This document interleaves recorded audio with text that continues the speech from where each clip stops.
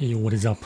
This is the RAWM SH01 Pro, and this is a Viper mini shape with wireless 8K performance on the newest 3950 sensor. It is also hot swappable, of course, in case you didn't already know. It has the same grip size as the OP1WE at 53 millimeters, where your thumb rests where the sensor is, but it has slightly higher triggers than the OP1WE. This is at 20 millimeters right there, and an OP1WE is about 18 millimeters, give or take. Now, the best part of this mouse, like I mentioned, it is hot swappable M1 and M2 switches. Very easy to take them out. This means it's easily serviceable if you want to fix it, replace the switches, experiment with different click feels and sounds. Let's start off with my usage case. 10 hours plus a day. My hand size 21 by 12, temperature 90 degrees plus upwards, humidity 80% above, outside, indoors is 61. I've got really sweaty fingertips and a clammy hand, but I've got a very soft and gentle, relaxed claw grip.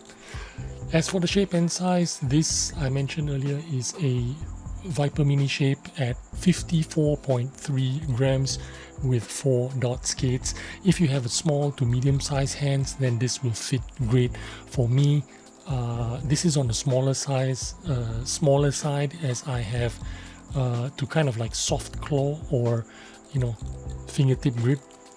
Currently, my small mouse of choice is the ATK Ultimate, but this reminds me a lot more of the OP1WE than it does to the ATK, and that grip has, that OP1WE, I had it for the longest time. It had a real allure to it. The width of that 53 millimeters is exactly the width of an OP1WE, but you're just getting that little bit of higher finger triggers, the M1 and M2. As for build quality, I remove the screws to access the hot swap switches. I removed the feet to access the hot swap switches, and I've left them off. The screws are here. I put them back on right now, but usually I have them off. I have them on right now because I'm going to demonstrate to you how to do it later on, but I wanted to show you how good this base actually snaps onto the shell. There is minimal wobble on mouse 1 and mouse 2. It has absolutely no impact on performance. The finishing is great. Even the bottom of the mouse is like printed with a DPI switch, 2.4 Bluetooth switch, and on and off switch. There is like a dongle, 2.4 Hz dongle storage in there, because this comes with a 1K dongle, and then you have to buy the 4K, 8K dongle separately. There's another toggle switch right behind the scroll wheel, which you can remap to even launch programs or open websites. As for the coating, there's a grippy coating that I feel is now very standardized and perform very well with not just the RAWM brand, with most Chinese brands. They do these sticky gripping coating very well nowadays, and as you warm up the surface, it gets even stickier, and it's really great at repelling sweat and oils. And on my white copy, but I'm not sure about the black copy because I don't have a black copy, but on the white copy, absolutely no problem with smudges or oils sticking to it at all. No problem at all.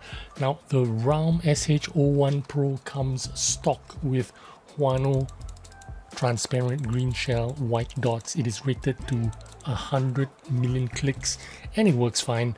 I have some aftermarket switches, and my favorite ones on the mouse is the silent browns, which are not here right now, and these, the Kale GM 8.0s.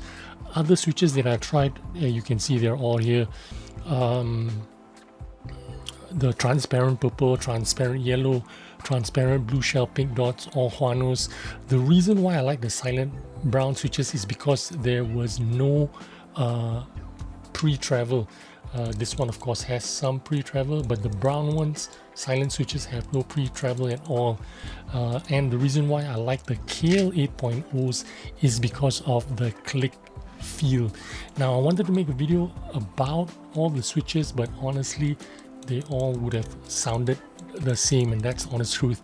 The transparent green shell white dots do work fine, but they are not my favorite switches. The side buttons are flat and they have a soft edge to it. When you know, from the thumb going upside, it's kind of like beveled edges, so it's really good. It's pointed and sharp from the top, but you're never going to access from the top, right?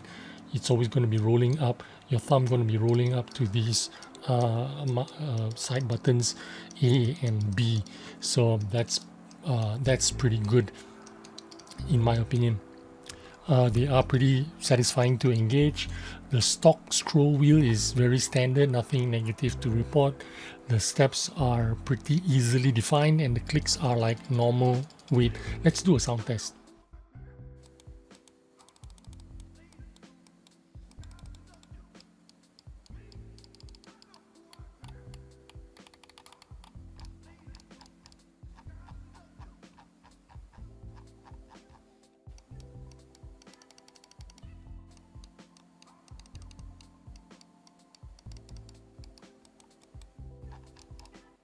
Okay, back to the mouse.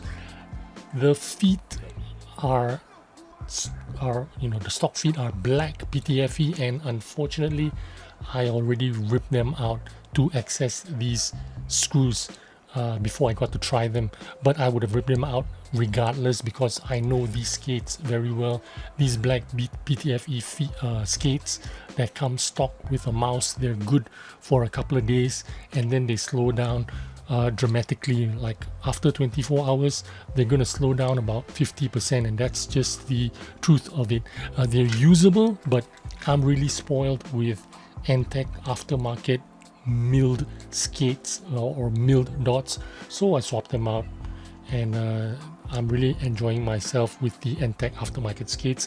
In any case, you want to use dots or corner skates for the purpose of being able to access these screws anyway. So on a side note, these standoffs holding the screws, they are lined with metal. If you can see inside, the plastic has metal in it, and the reason is it's ensuring that you do not strip out the screws and ruin the mouse. Let me demonstrate how easy it is to pop it off. You just twist it there, you go to the side, you slide your pick over to the side, and you twist it a little bit to pop off this side here. Go to this side and you do repeat the same thing. You just twist your pick and you popped it off and you are good to go. All you need to do now is just pull it out backwards, and you have opened it.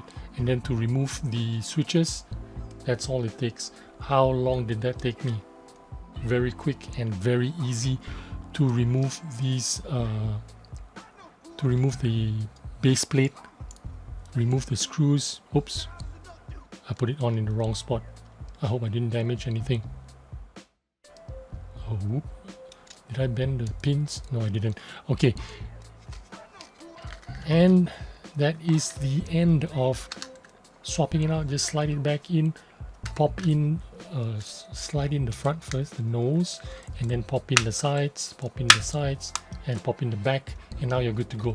You don't even need to put the screws back if you're not manhandling it, if you're not like squeezing it hard. If you have a soft grip like I do, you don't even need to put the screws back on if you're experimenting with switches and stuff. So really not a problem at all. But if you want to put it back, just pop it in and screw it in. You're not going to strip the plastic anyway, so it really doesn't matter whether you put it on or put it off. Now in terms of performance, this is a great option for small mouse enjoyers. Like I mentioned, my main mouse right now for the small size is the ATK, but the ATK has a if I'm not mistaken, this is a 56mm grip, which means it is a slightly wider than, yeah, it is 56mm grip, so it's slightly wider than the Viper kind of grip, which is much smaller, 53.64, which is like an OP1WE. So you're getting a same small mouse shape, but the ATK is wider at where your thumbs rest, and this one is narrower like an OP1WE. You're getting a great option. If you enjoy small mouse, you're getting the best sensor, 3950, coveted by all the AIM community or all the peripheral enjoyers. Plus you get to mess around with different switches and dial in your preferred click feel. There's also a web user interface which is really easy to use. I don't need to really explain much. It's very intuitive. It's just like any other web browser nowadays that is available. And as for value for money, at $67, there is really no other brand offering you the newest 3950 sensor and 8K dongle with hot swapping capabilities in a Razer Viper mini shape. Need I say more? Anyway, hope you enjoyed this video and took some useful information on the RAWM SH01 Pro, and I will see you on the next video. Bye bye.